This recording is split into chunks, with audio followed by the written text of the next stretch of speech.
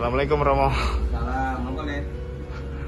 Ngapunten Romo niki kathah tenan sing komen-komen fan YouTube Romo. Sini dekat-dekat enggak dengar nanti. Nggih. Lagi ngobrol. Nggih Romo. Apa? Ngapunten ganggu waktune kedap Romo. Niki enten sing komen saking fan YouTube niku sanjange Kanjeng Rama, kula sering ningali Kanjeng Rama ngeki ulasan ngoten teng YouTube tentang perobatan-perobatan. Kula badhe tanglet Rama.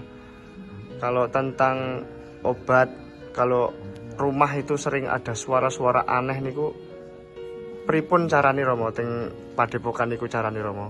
Sering diganggu Rama. Itu angker gitu ya. Nggih sering diganggu suara-suara yang aneh ngoten Rama. Isi dengan ayat-ayat Al-Qur'an. Salat ditekuni.